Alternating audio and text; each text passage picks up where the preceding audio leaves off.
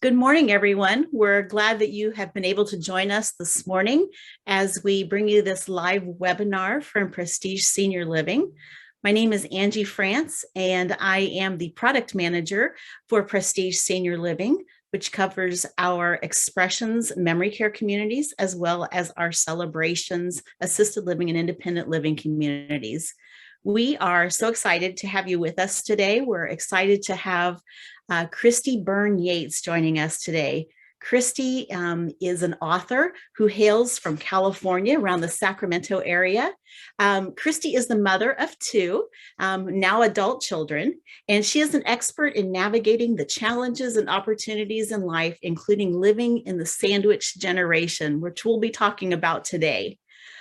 Christy, if you can, I know you'll talk a little bit about with us today about what the sandwich generation is, but a little bit about Christy's background and her credentials. She has been the daughter of aging parents while raising children throughout this opportunity in life, and she will be sharing a little bit about that adventure and some of the struggles with that. She's also incorporates a lot of meditation and mindfulness practices and emotional freedom techniques into her work and her daily life. She works along with evidence-based practices to support growth and goal achievement, as well as a pathway to living your best life. Christy is a licensed educational psychologist, as well as a credentialed school psychologist, and she is a certified high-performance coach, speaker, and, as I said, author. And Christy, we are just really grateful to have you with us today. We know you're going to speak a little bit about what it means to be in that sandwich generation, and also as we're going into the holidays and the opportunities that are presented to us and some of the challenges that are presented to us during this time of year as home caregivers, as caregivers in communities, as family members that are struggling through this season. We know that you have spoken a lot about the joys that are found in it, as well as the struggles. And so we're looking forward to hearing from you this morning. Welcome to the webinar. Thank you so much, Angie. I am so honored that you asked me to speak a little bit and to share a little bit about holidays and stress and how it might impact us as caregivers. So I really do appreciate you allowing me to be here. So, so just a little bit about Angie. Thank you so much for all the the background.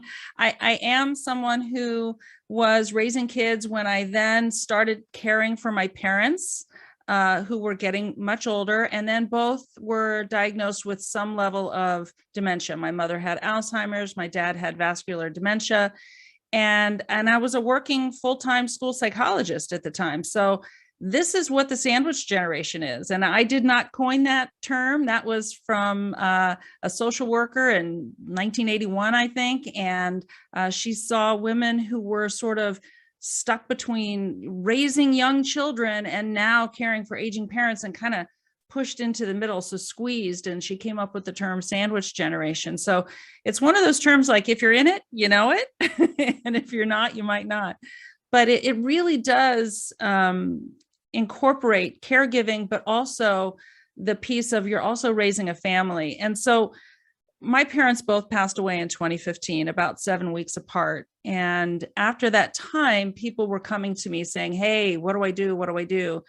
And I started thinking about it, and I'm like, gosh, I didn't know what to do. And so I took some time, and that's how the book evolved. And really, the other piece that I bring to this is, because I've worked in schools for so long as a school psychologist, I sort of looked at, and I worked with parents a lot. I kind of looked at, how does all of this caregiving impact our children? And that was where I sort of came up with the idea of a legacy of love. And one of the things my parents gave to me was they had really stepped up to, long before they needed to, they had plans in place. They had an estate plan. They had their funds in a trust. They had saved money. They were Depression era folks who knew how to save money.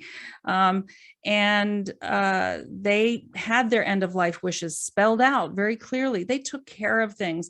And that was a legacy they passed on to me. And it was a wake up call to my husband and I, that we needed to do the same so that we could pass that same legacy and gift on to my kids. And then I looked at how I talked to my parents, and sometimes my kids were my teachers who said, "You're not being very nice to grandma, mom." So I had to start thinking about that. And what occurred to me is that, we really are teaching our children about how to care about other people all the time. And they are always learning. And I knew this as an educator, and it was just kind of brought home to me really clearly. So that's a little bit about sandwich generation. Can we go ahead and move on to the next slide? And that's let me share my screen here. Okay. Okay, let me see. Okay. Yeah, great. Perfect. You know what? Yeah, let's go on to the next one. And we kind of went over that. We already talked all about that. So I did write a book. I am happy to make that available and let people know about it. Here we go. So let's talk about the holidays. So about 88% of people, of Americans, feel stressed out in the holidays. I know I've always been one of them. I love the holidays, but they can stress me out. That statistic is from normal times. That was not a statistic from where we are right now. And I would guess that this isn't even just as stressful as last year, right? Last year, we were all in a new place and a new space in the world, and we didn't know what was going on.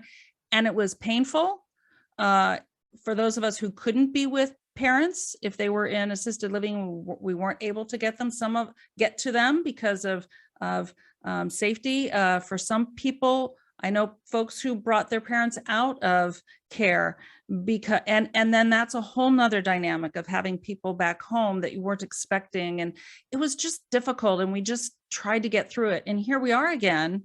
And I think a lot of communities like Prestige are doing a wonderful job just trying to really be able to give the best kind of care and safety so that families can feel that their parents are well cared for, as safe as possible, and then we can have opportunities to see them as best we can. But it's still stressful, right? So one of the things, though, is stress sometimes gets a bad rap, right? We think of stress as this really bad thing, but sometimes stress is the thing that motivates us to make changes, to do different things, to get the work done. It's about how we manage and move through it. The other thing about stress is it is normal and natural. It's a normal physiological response that's built into our bodies so that we can escape difficult things that we need to escape, right? Back when we were, many, eons and eons ago, right? We were running from that proverbial saber-toothed tiger, right? Well, we don't have saber-toothed tigers anymore, but sometimes we see a deadline as a saber-toothed tiger. But then we also see, oh, I've got to get my kids to their soccer match. Oh, I've got to do this. I've got to do this. And this is what we're always in a moment of stress. And that's where stress can really harm us because we're not working through it. We might not be setting the right limits to get ourselves into a better flow. So that's where stress can kind of get a bad rap. The most important thing is to really work through really stressful moments physiologically and emotionally, right? It's not just an emotional thing. The best way to work through stress is to move, right? So if you're feeling really stressed out, stop when you can, right? Because sometimes you have to move through what you're working on that's stressing you out. And then you need to release that tension that's built up in your body, right? All this cortisol, these hormones have rushed adrenaline and different hormones to get us going. And I always find I'm stressed out when my earlobes are touching my shoulders, right? So we want to work that out. Movement, take a walk. If you need to just do jumping jacks with some sort of physical thing, shaking. Another great way is to really breathe. And listen, of course you're breathing, right? You're living, you're breathing, but it's a really good deep breath or a technique that's really effective is 4-7-8 breathing. You take in a breath very deeply to the count of 4, hold it for the count of 7, and then let it out slowly to the count of 8. And that's a really deep belly breath that can help you. Laughing, really hard laughter, find something that's going to help you get that out. That is a great way to release stress.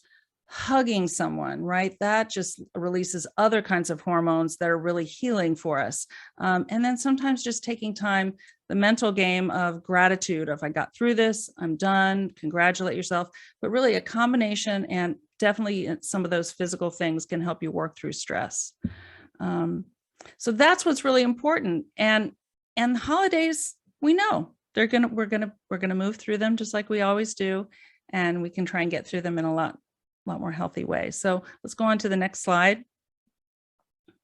And so right now we're kind of thinking about how are things with our family this year? And I sort of alluded to, we're still in pandemic. We're hearing a lot more about some other variants. And so we're concerned. And so last year was tough. And this year we may have learned some lessons, but the other thing we were kind of in the midst of is pandemic fatigue. Like, we're just tired of it. And that can add some stressors, right? So even things, just thinking about things like that can stress us out. And so what's important right now is take some time to check in with yourself.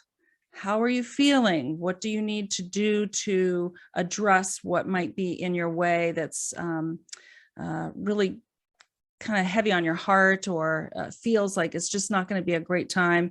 Check in with your kids. How are they doing? And check in with elders if you need to, and how are they, right? If they can answer that question or engage in that question, that's a great question to ask. How are things? How are you doing? How are you feeling about the holidays? I'm a big believer in just open communication and really talking about it. With kids right now, depending on the age, if you do have children, depending on their ages, you might have young ones who are at school, and there's lots and lots of flurry of activity at schools during this season. If you've got high school students, they might be feeling pressure of finals or other things. College students might be feeling the pressure of finals and what's my next step. And young adults who are out working, there's all kinds of stressors that come at this time of year, as we know. So checking in is a really important thing. So do that first with yourself and then with others. And let's go on to the next slide. So we keep hearing about it's the happiest time of the year, right? And all the Hallmark movies are playing, and it's all supposed to work out well, and it's supposed to be fantastic. And even hearing, oh, it's the happiest time of the year, can feel like a stressor if it's not the happiest time of the year for you. You might be in the midst of your own grief process. If this is a really difficult time right now with parents in assisted living, with their health, you may have all kinds of things that are getting in the way of you feeling like it's really the happiest time of the year. And then when you hear people say that, like, that could just be a little bit of salt in the wound, right? And it just feels kind of nasty. So relax as you can and use those strategies of movement and breathing and other methods to kind of bring you back down to reality. We're going to get through this, and we'll move on. Time does keep moving, and we have to kind of allow for people to say those things to us, and how do we respond to them is what's really important. And if you need to, think about who you can be real with. Who can you really tell how you're feeling? And hopefully you find somebody you can, because that's another way to release some stress. So let's go on to the next one here. But some of the things that get in our way are expectations, right? We have so many expectations, and expectations of like, oh, it's going to be a perfect year, or, oh, my kids are going to love what they get, or, oh, it's going to be this kind of thing. Or there are expectations on us, like, oh, are there going to be enough presents under the tree for my kids? And my kids are expecting this. And all these expectations start to pile up. And one of the things about expectations are sometimes they're just premeditated upsets, because expectations rely on certain conditions and they rely on other people. And those are not things we can control. We just can't control a number of things that might lead us to have expectations, right? We've always done it this way and we have to do it this way. And people are expecting things from me.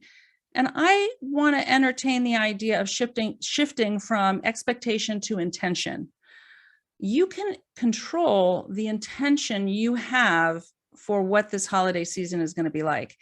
If I come to my family with an intention of joy, of love, of connection, I can control that because I can control how I feel, what are the things I do, and how am I going to, what behaviors I'm going to display, right?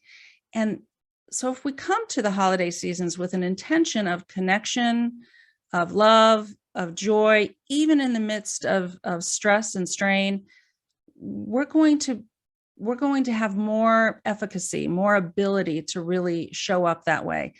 But if we're trying to meet expectations, ours and others, sometimes it's not effective, right? Because we don't have the conditions or the ability to control other people. So controlling what we can is really important for minimizing stress. So I invite you to think about shifting from expectations to intentions.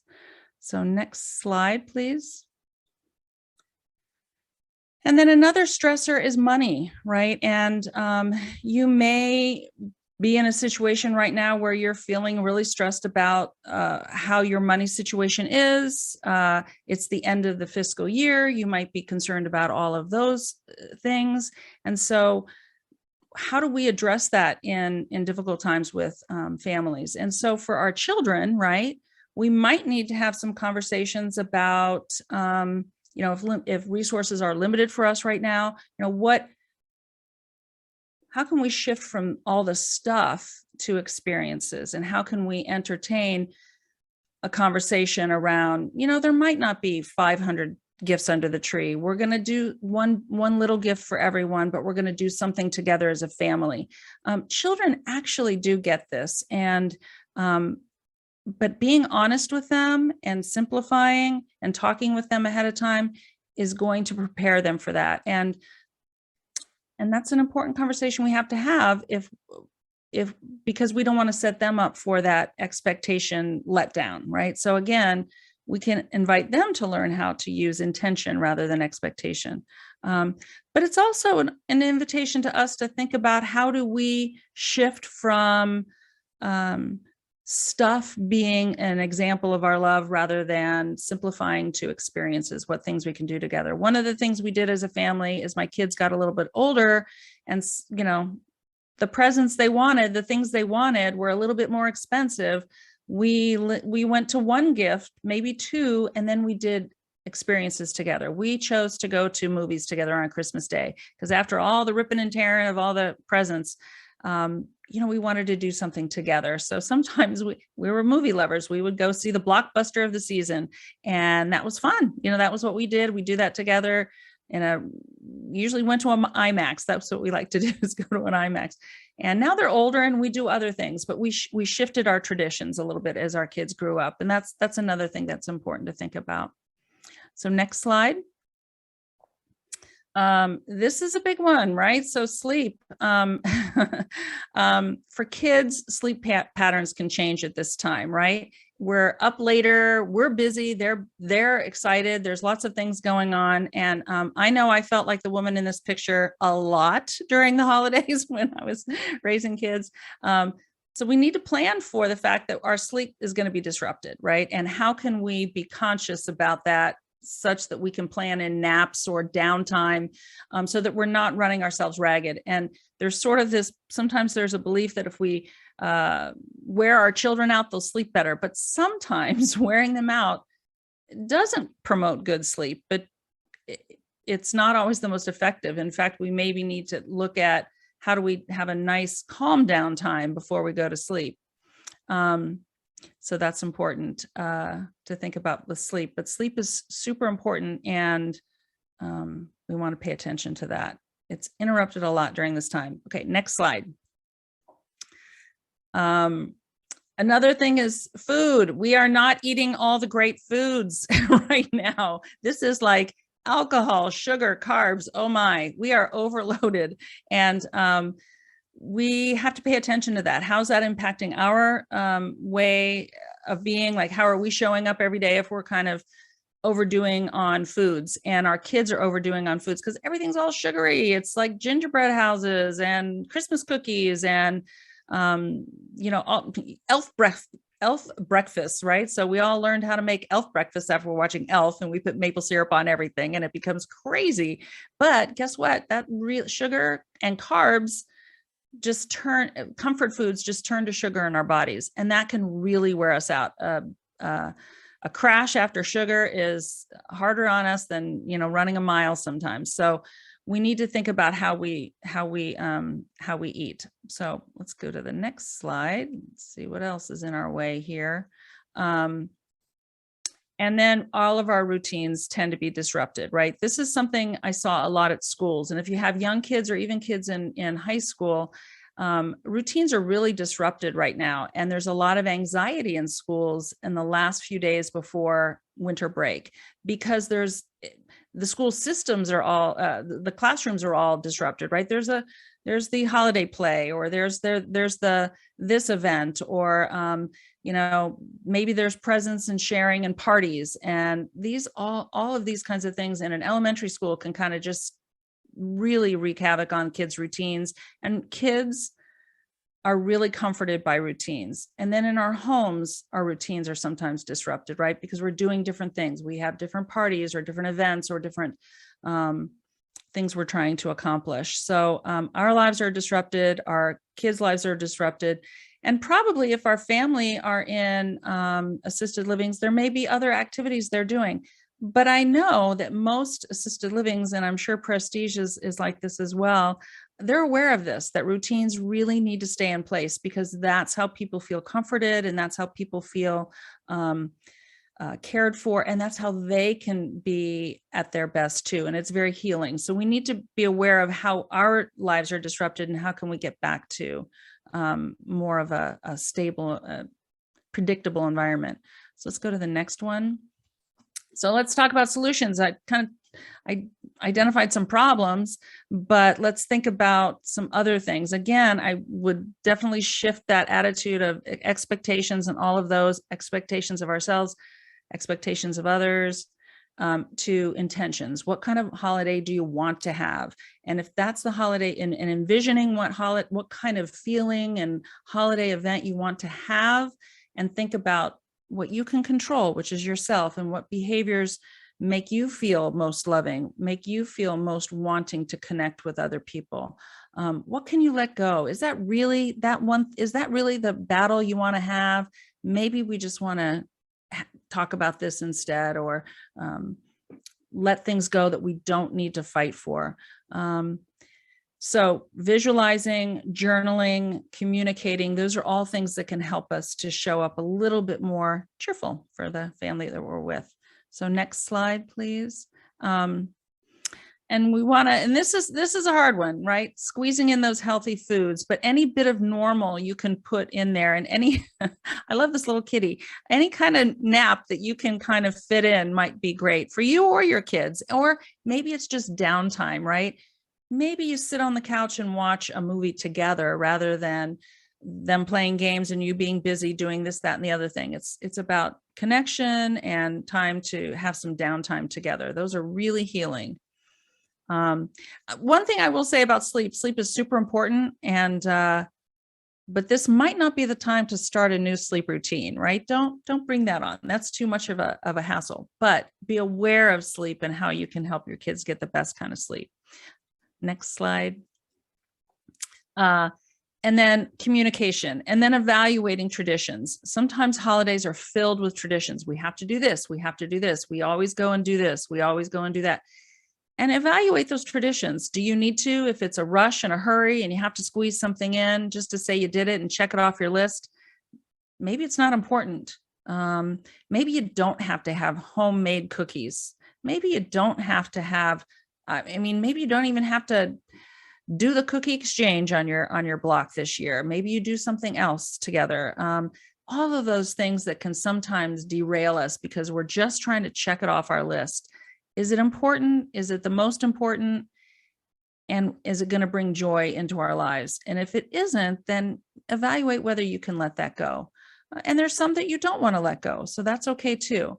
But communicating with family about what those traditions are that you're going to keep. Okay, so next slide here.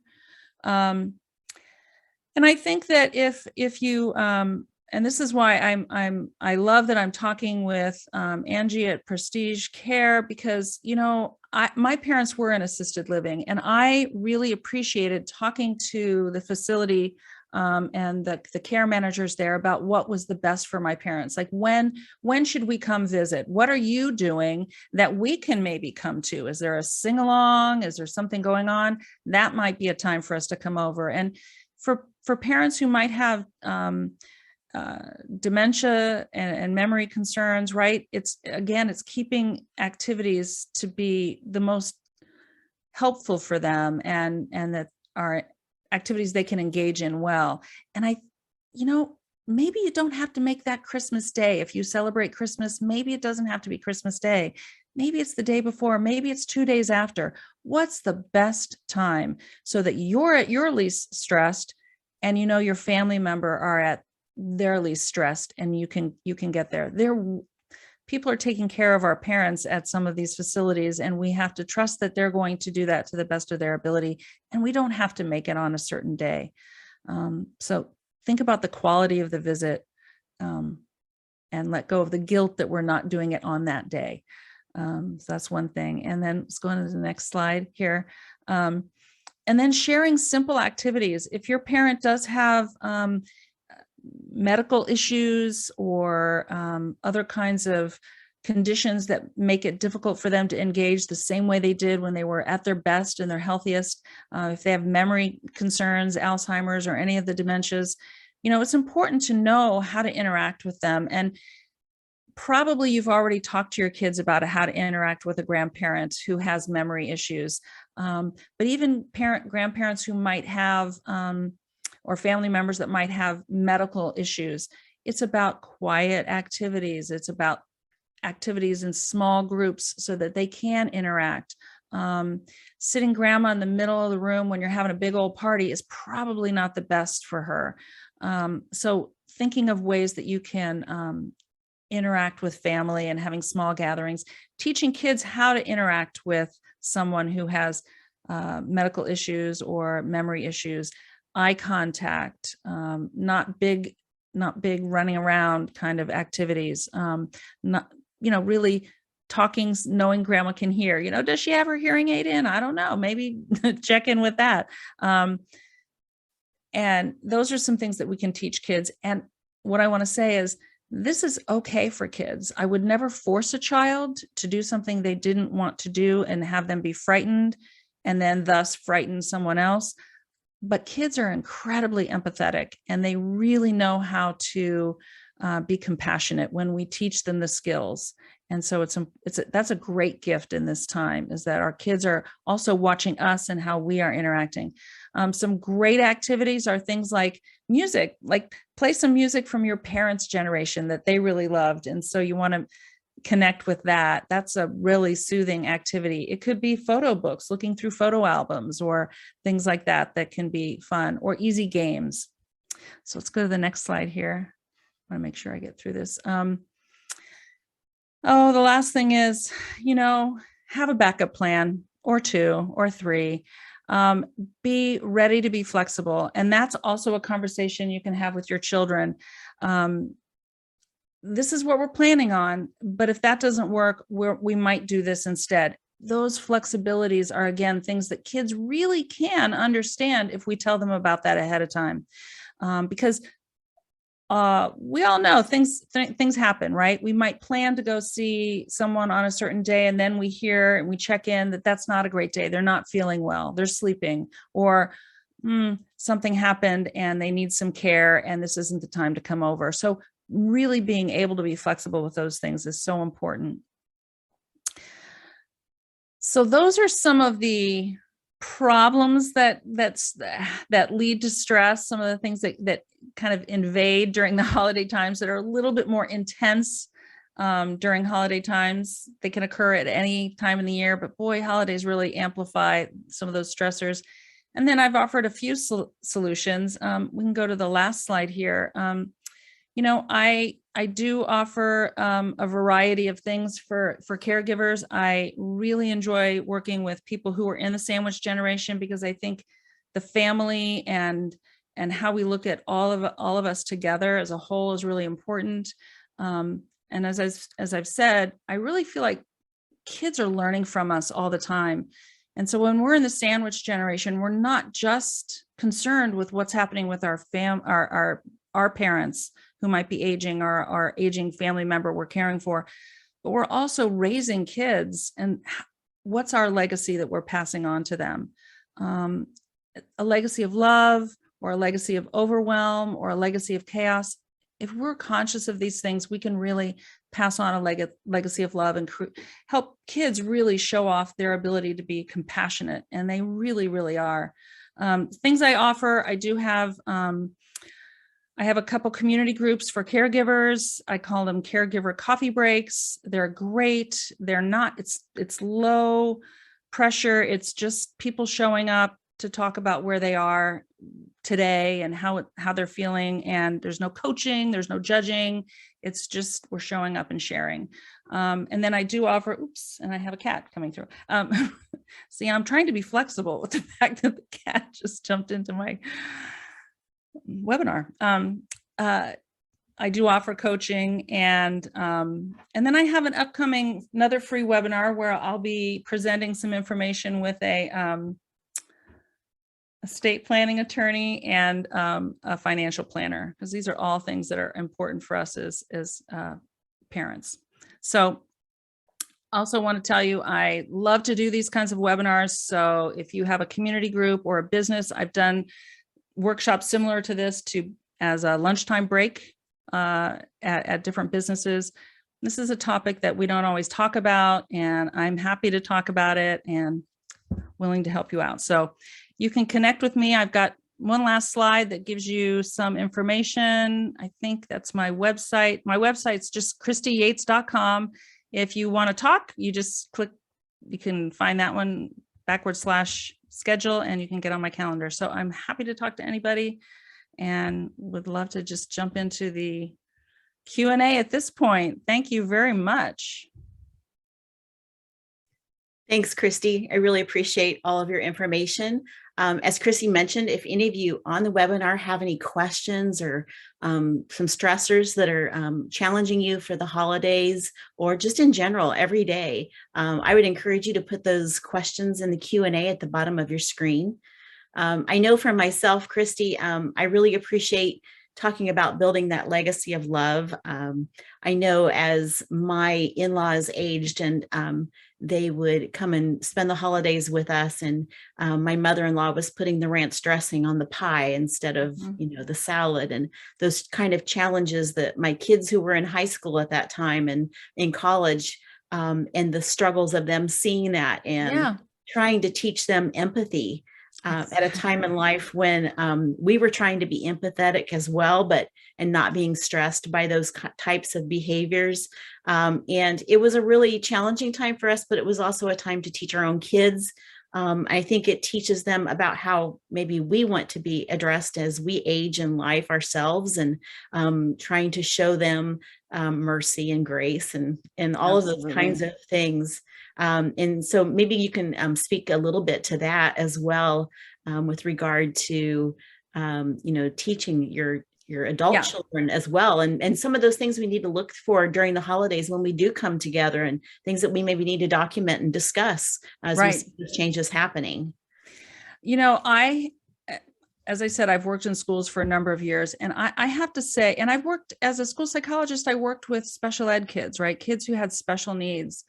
I have to tell you that children are so compassionate. They're just naturally empathetic. They learn from the adults in their life, right?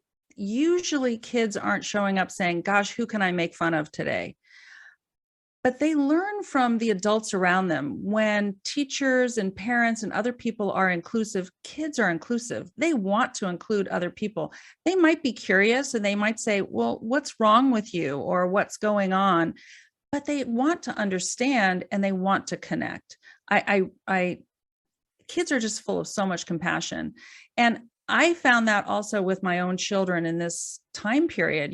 They just wanted to know, what do they do? How do they help grandma? What do they say to grandpa? How can they help them? And when we take the time to explain something to them in age appropriate language, we can do that. It's hard for a child to maybe be with a grandparent that they've known for a while, and maybe that grandparent smiles and they know they love them, but they can't come up with the name, or they forget that you're in high school, or any number of things, or they ask the same question 5 times in the course of 5 minutes. When we stop and explain to our kids, this is what's going on, it's really helpful. And they can understand that. They really can. A great resource, and I'm sorry I didn't put it in the slides, but there's a great resource called ALZ Authors, alzauthors.com. It's a nonprofit, and it's a group of authors who've written books about their lives that have been touched by Alzheimer's or dementia. And I mention it because there are a number of children's books in that library. So you can go to that website, find books about different journeys people have had around family member with a memory issue. But there are some really great ones about that you can read with kids. And I think that's important too, that they can understand that. There's one, I think, Grandma's Weeds in Grandma's Garden, right? A great metaphor for what's happening with Alzheimer's, and when kids understand that, then they know how to respond, and we just have to give them those tools. So that's what I think is important. It's and being flexible, right? So when the ranch dressing goes on the pie, we're flexible. We think, okay, we find ways to fix that, or we get another pie, whatever we need to do, right? So great. Let's see if we have some questions in the Q&A here. Our first question is anonymous. It's, one question I have is how to do all of the things needed for my parents and still enjoy my own time. I feel very resentful sometimes how much this is taking from me. Absolutely.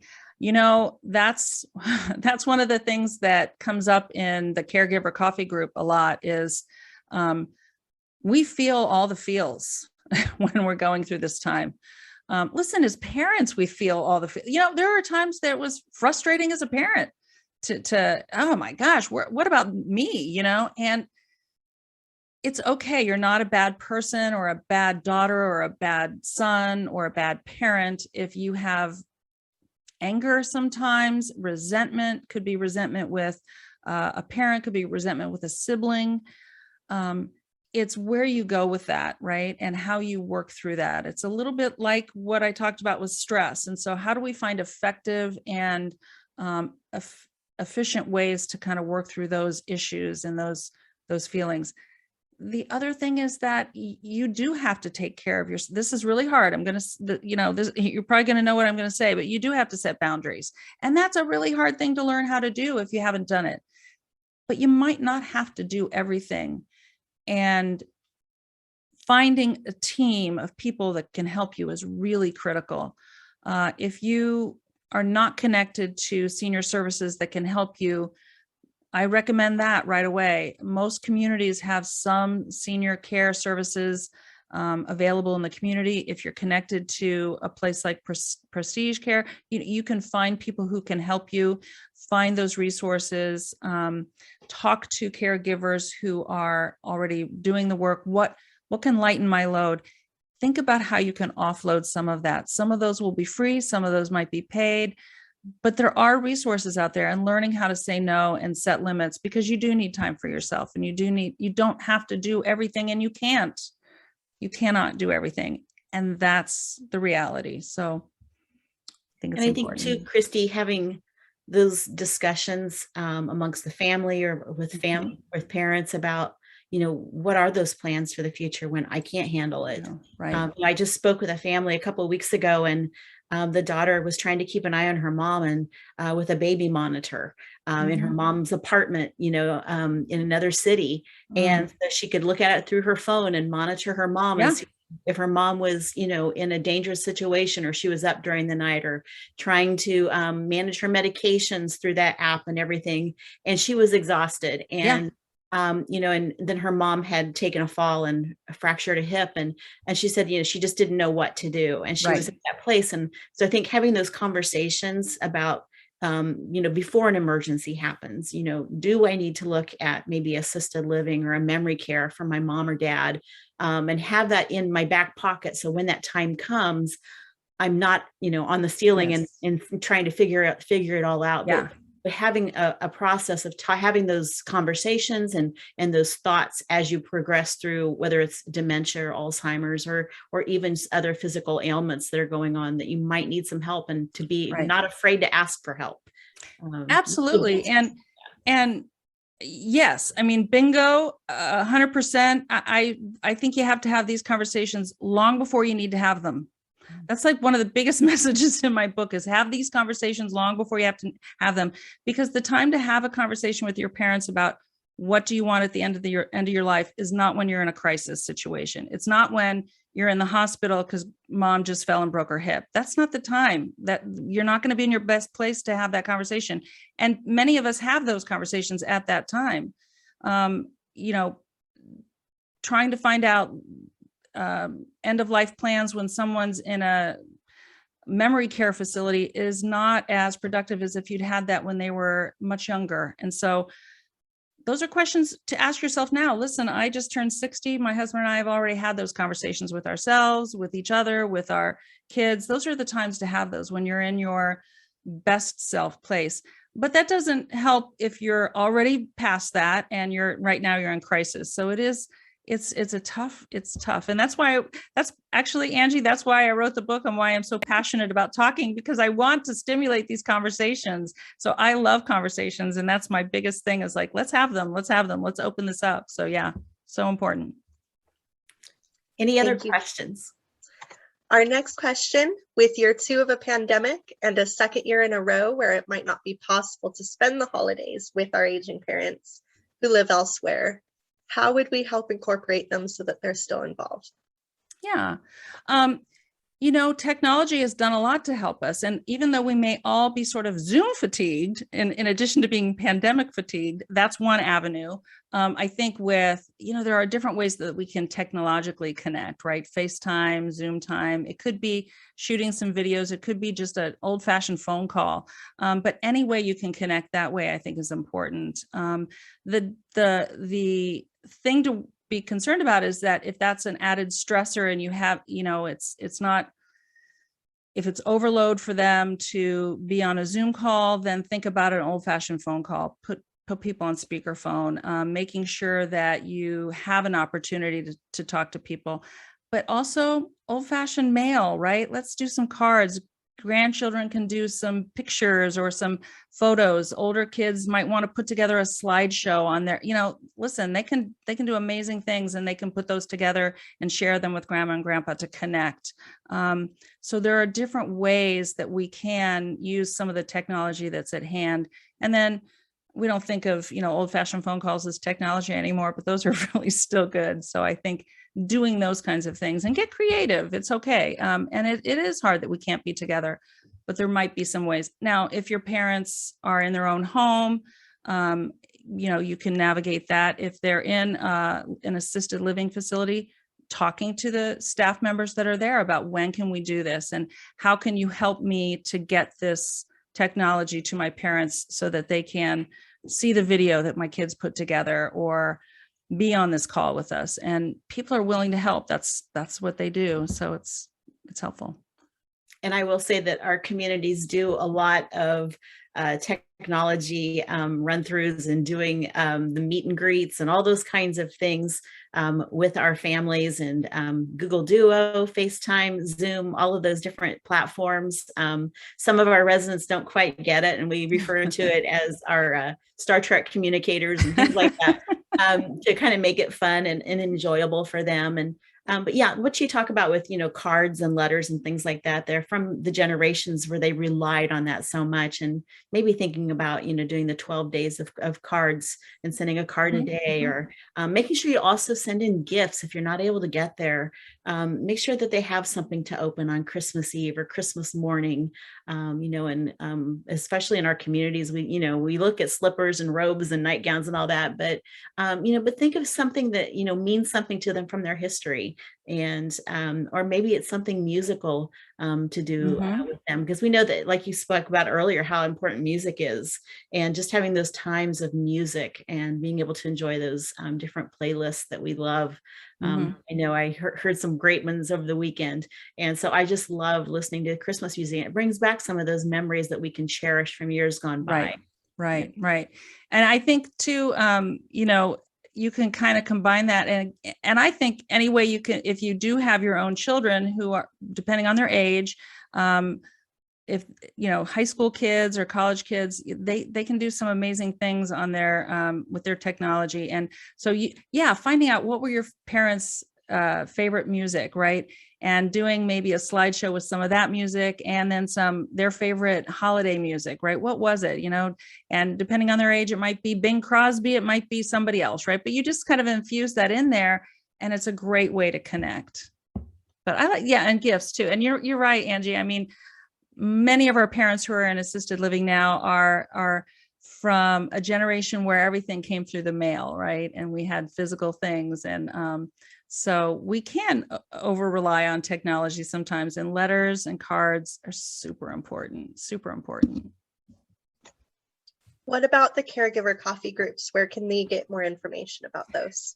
Yeah, so if you go to my website, ChristyYates.com, and it's ChristyYates.com, I believe it's under services, and you can find caregiver coffee groups. And I have two. I have one on Wednesday mornings that are from 6 a.m. to 7 a.m. Pacific time. I did a really early one for people who might want to go off to work after.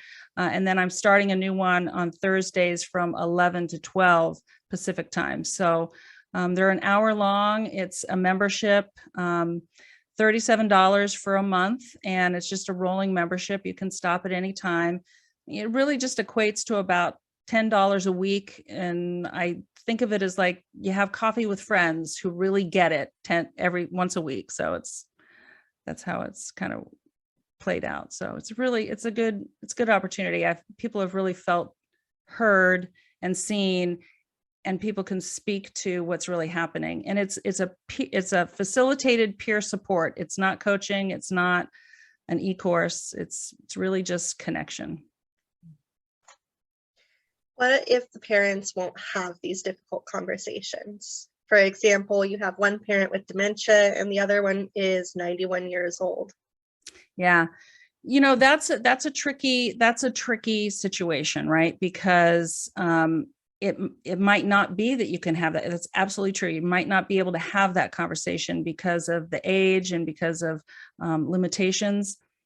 And I think that at that point, then if you have siblings that you're able to have good conversations with, right? Then as a family, you might need to come together and talk about some of those things. Like what do we know about them? What can their life tell us about them? Possibly with somebody who's 101-year-old, they might not be able to talk about a lot of it, but you can just ask them how they're feeling, and invite other people in who might be able to help them if they're affiliated with churches and religious or faith community. There might be somebody who's a neutral party that can ask those questions. I think when somebody's, depending on where they are in their disease process with dementia, again, you may be able to navigate that conversation.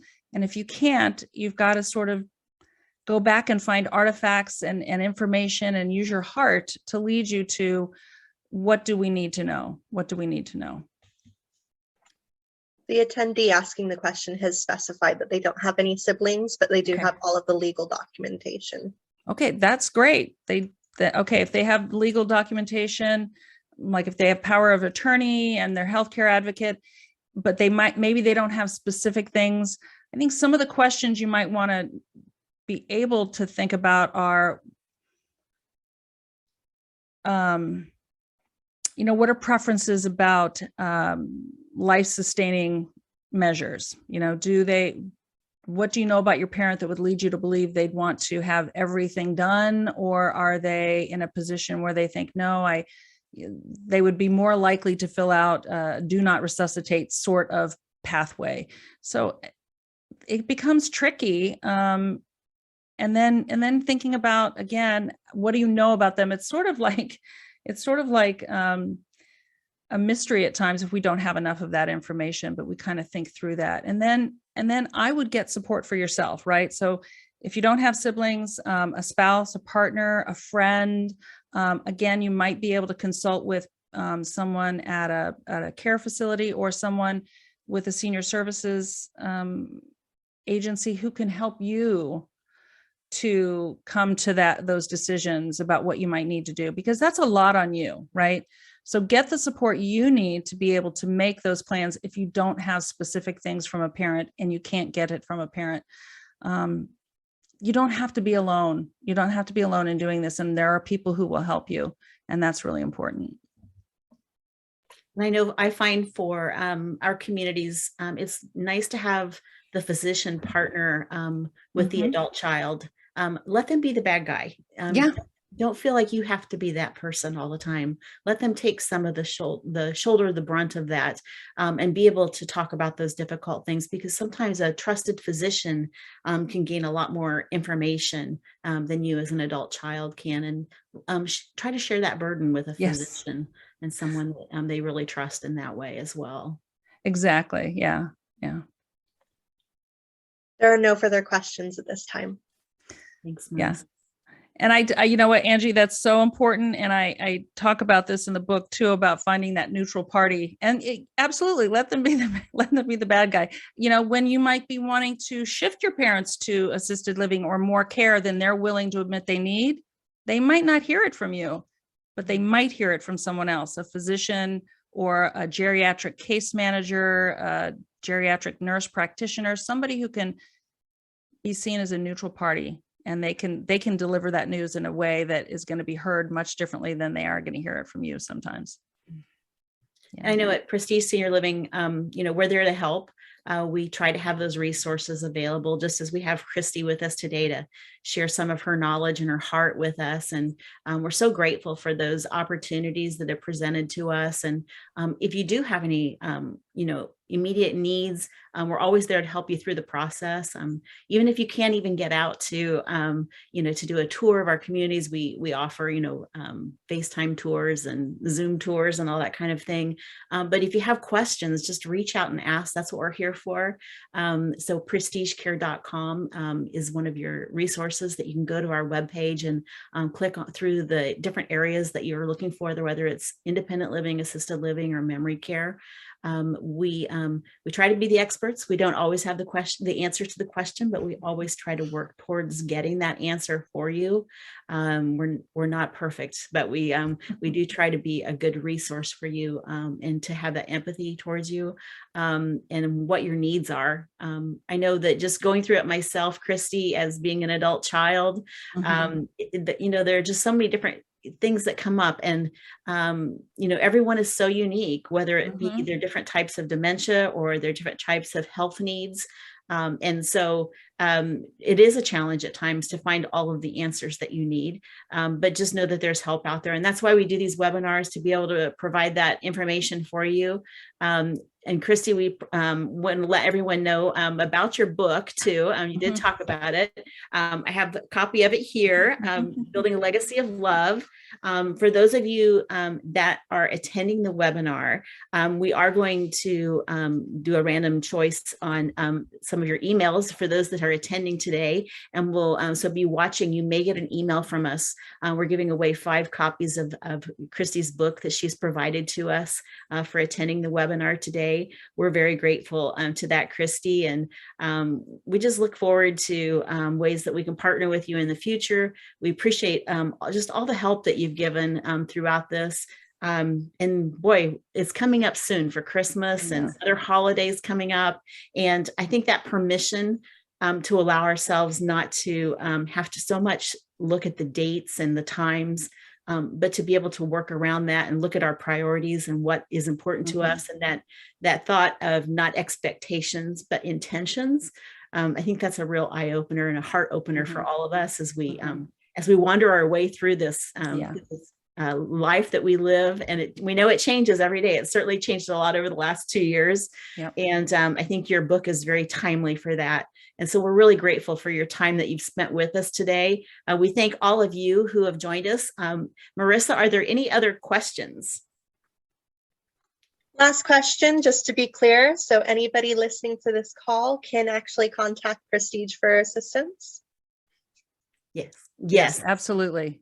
Absolutely. Yes, prestigecare.com. And that will lead you. We are on the West Coast in 7 different states. And so whatever your need may be, like I said, memory care, assisted living, independent living, or even skilled nursing, we have communities and centers that are available for that. And so you can click through that, and there are phone numbers available for the different locations that you might find yourself in. And we will help you in any way that we can. And you can always reach out to Christy if you have any questions about navigating this time of life. Thank you. And Christy, if they're not one of the lucky winners of the book raffle, where can they get a copy of your book? You can go to Amazon, or if you go to my website, there's a little menu tab book, and that'll take you right to it. So it's available through Amazon. And then if you were to go to the owlsauthors.com website, there are a number of books that might speak to you, and mine's in there too. So you could find it there, but Amazon or my website, you can find it right away. Once again, it's Building a Legacy of Love, Thriving in the Sandwich Generation. And so Christy, once again, thank you so much for being with us today. Thank you for sharing such great information that's really helpful to what we're going through right now and in the future. We look forward to you joining us, those that are on today. We do have some webinars coming up in the month of January with Ageless Grace and Denise Medved about different tools you can use for wellness and physicality in your life to help you maintain a good physical health. And we're grateful for you being with us today. So thanks again. And we will be emailing a copy of Christy's slides as well as information about the webinar today. Thanks again for joining us, and have a wonderful holiday season. And thank you. Thank you very much. Thanks, Angie. It was my pleasure. Thank you, Christy.